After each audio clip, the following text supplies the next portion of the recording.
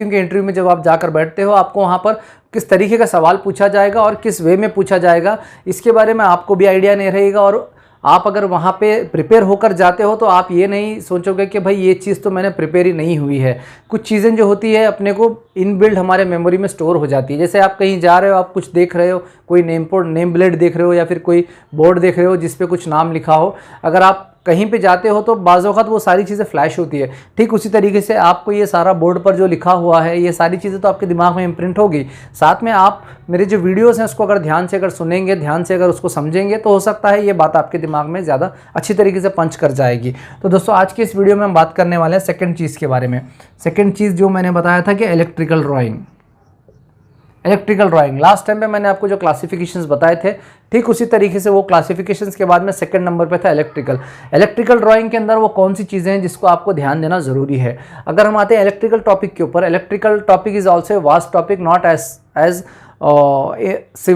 Civil के जैसा vast electrical नहीं है। इलेक्ट्रिकल के अंदर बहुत ही मिनिमाइज चीज़ें हैं, बट यहाँ पे आपको you have to very vigilant. सबसे ज़्यादा यहाँ पे कलर कोड्स देखे जाते हैं वायरिंग में, सबसे ज़्यादा यहाँ पे हाइट ऑफ द फिक्सचर्स देखी जाती है, सबसे ज़्यादा यहाँ पे पॉइंट्स ऑफ द कॉन्ड्यूट्स देखी जाती है, सबसे ज़्यादा यहाँ पे थिकनेस ऑफ द केबल्स देखी जाती है, थिकनेस ऑफ द वायर देखी जाती है, कितने स्क्वायर mm का वायर होता है वो देखा जाता है, और यहाँ पे what is a load calculated for पर रूम देखा जाता है। यहाँ पे जैसा हम स्लैब में डिज़ाइन करते वक्त देखते हैं कि लाइव लोड कैलकुलेट होता है, डेड लोड कैलकुलेट होता है, ठीक उसी तरीके से इलेक्ट्रिकल में the total usages of a particular room, वो रूम में कितने वोल्ट्स की ज़रूरत है, what is the power consumption of that room, वो कैलकुलेट किया जाता है, and what is the services that we are providing to that room. वहाँ पे क्या क्या रिसोर्सेस है, वहाँ पे नेटवर्क पॉइंट है, वहाँ पे पावर पॉइंट है, वहाँ पे कूलर पॉइंट है, वहाँ पे एसी पॉइंट है, गीज़र पॉइंट है। These all loads will be calculated based on the room area. वो रूम कौन सा है वो रूम के हिसाब से लोड कैलकुलेट होते हैं,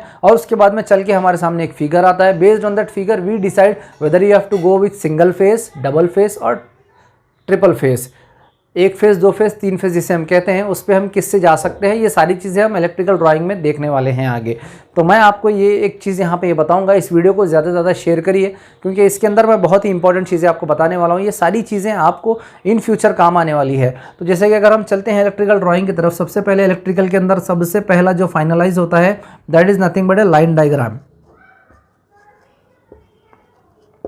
सबसे पहले लाइन डायग्राम फाइनल होता है। Line diagram is nothing but आपको एक रूम होता है या फिर एक प्रोजेक्ट है समझिए। अगर प्रोजेक्ट के बारे में आपको अगर बताऊंगा it will become a vast area and हो सकता है कि you can get divert from the topic. So I will give you an example of A room. एक रूम होता है, रूम के अंदर व्हाट इज़ अ नेसेसिटी। यहाँ पे पावर चाहिए, तो पावर चाहिए तो क्यों चाहिए। फर्स्ट पॉइंट इज दैट कि यहाँ पे क्या क्या लगने वाला है, what are the services that being installed और that is coming in this room. Number one is fan, light, bulb and AC and switch boards और पावर पॉइंट्स, ये सारी चीज़ें यहाँ पे आती। तो इसके अंदर क्या होता है, लाइन डायग्राम में आपको ये सारी चीज़ों का रूट प्लान बनता है कि फ़ैन का कॉन्ड्यूट किधर बैठेगा, बल्ब का कॉन्ड्यूट किधर बैठेगा, ये सारी चीज़ें आपको लाइन डायग्राम में देखी जाती है। लाइन डायग्राम आ जाने के बाद में आपको बनता है एक कॉन्ड्यूट प्लान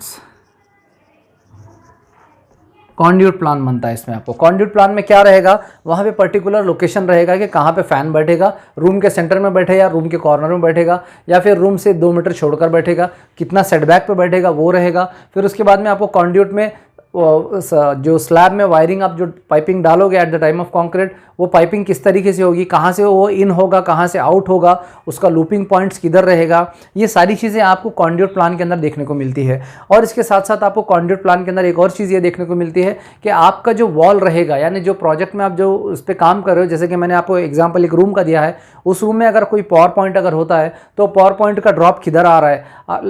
कॉन्ड्यूट डायग्राम के अंदर आपको दिखाई देगा कि यहाँ पे आगे चल के मैं आपको ड्राइंग से बताऊंगा इसके, ताकि आपको ज़्यादा से ज़्यादा क्लियर समझ में आ जाए। आगे चल के मैं आपको वही बताने वाला हूँ। तो यहाँ पे फिलहाल मैं जस्ट आपको बताऊंगा कि लाइन डायग्राम में होता ये है। Line diagram is nothing but ये ड्राइंग है, इसमें आपको सिर्फ ये मेन पोल है, यहाँ से ये पोल से सप्लाई हो रहा है, यहाँ से पावर आएगा, आने के बाद में ये यहाँ MCB मीटर बॉक्स बैठेगा, यहाँ पे आपका पैनल बॉक्स, यहाँ से यहाँ जाएगा, फिर यहाँ से यहाँ आएगा, यहाँ से यहाँ जाएगा, इतना बताएगा इसमें। लेकिन कॉन्ड्यूट डायग्राम में होगा ये सपोज मान लीजिए साइट है, तो ये रूम है जिसकी हम बात कर रहे हैं, तो यहाँ पे बताएगा कि इधर एक स्विच बोर्ड है, यहाँ पे एक फ़ैन पॉइंट है, यहाँ पे एक लाइट पॉइंट है, फिर यहाँ पे एक लाइट बताया है, यहाँ पे एक लाइट बताया है, यहाँ पे सेंटर में फ़ैन बताया है, फिर उसके बाद में इधर में यहाँ पे एक एसी का सेक्शन बताया हुआ है। तो कॉन्ड्यूट डायग्राम में क्या बताएगा कि आपको फर्स्ट यहाँ से यहाँ आएगा, फिर यहाँ से यहाँ जाएगा, फिर यहाँ से यहाँ आएगा, फिर एक वायर जाएगा यहाँ से यहाँ डायरेक्टली, यानी आपको लूपिंग सिस्टम बताया जाएगा इलेक्ट्रिकल ड्राइंग में कॉन्ड्यूट के अंदर। उसके बाद में एक और प्लान होता है जो कि है डायमेंशंस का, एक डायमेंशंस का प्लान होता है। डायमेंशंस प्लान के अंदर क्या दिया जाता है वो मैं आपको डिटेल में बताता हूँ। अब जैसे फॉर एग्जांपल यहाँ पर अगर आपका मीटर, ये आपका पोल है, this is a source for your power supply, source is not enough for power supply, आपको यहाँ से वायर लेकर जाना होता है पैनल बोर्ड तक। अब as per standard practice electrical codes, वो कौन सा वायर जाएगा, 2 कोर जाएगा, 3 कोर जाएगा, कितने कोर का केबल जाएगा, वो सारी चीज़ें डिसाइड होती है बेस्ड ऑन द कैलकुलेशंस और लोड कैलकुलेशंस के ऊपर ये सारी चीज़ें डिसाइड होती है। तो बेसिकली हम बात कर रहे हैं डायमेंशंस की। डायमेंशन लेआउट में होता क्या है, ये पोल है, पोल से यहाँ तक कितना डिस्टेंस है वो दिया जाएगा, फिर ये पैनल बोर्ड से यहाँ कितना डिस्टेंस है वो दिया जाएगा। उसके बाद में ये जो लाइट पॉइंट आपको जो सीलिंग में छोड़ना है, जो स्लैब में छोड़ना है, वो यहाँ से कितना है वो दिया जाएगा, यहाँ से कितना है वो दिया जाएगा, फिर यहाँ से ये फ़ैन का डिस्टेंस कितना है वो दिया जाएगा। बेसिकली इन शॉर्ट अगर मैं आपको बताऊंगा तो ईच एंड एवरीथिंग डायमेंशन का डिटेल आपको लाइन डायग्राम में, आपको तीनों को साथ में। हाँ, यहाँ पे एक और कन्फ्यूजन हो सकता है। अब आप मेरे को ये बोलेंगे कि सर जब लाइन डायग्राम भी है, कॉन्ड्यूटिंग भी, डायमेंशन भी है, तो डायरेक्टली हम डायमेंशंस का क्यों फॉलो नहीं कर सकते? क्योंकि आप तो बता रहे हो कि डायमेंशंस में ये सारी चीज़ें मौजूद होती है, सारी चीज़ें, यानी वहाँ पे कॉन्ड्यूटिंग भी रहेगा, सभी रहेंगे। ऐसा नहीं है, आप ऐसा अगर सोचते हो तो आप गलत हो। उसकी वजह ये है, मैं आपको बताता हूँ। सबसे पहला line diagram is nothing but the connection from the source से कनेक्शंस आ रहे हैं और कहाँ कहाँ हमारा प्रपोज लोकेशन से वहाँ पे जा रहे हैं।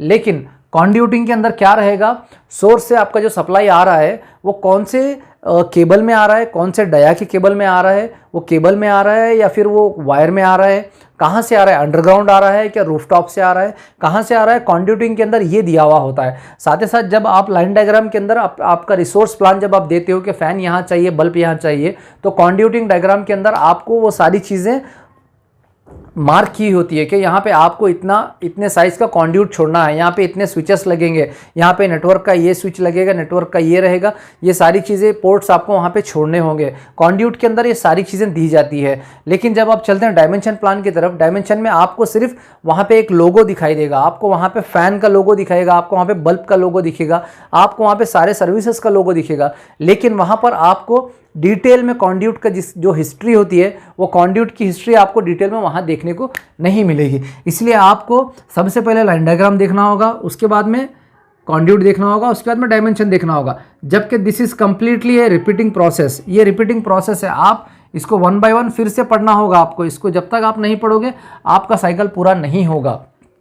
इसलिए मैं आपको हर वक्त कहता हूँ कि आप ड्राइंग्स को ध्यान दीजिए, ड्राइंग्स के ऊपर ध्यान दीजिए, क्योंकि दिस इज़ नथिंग बट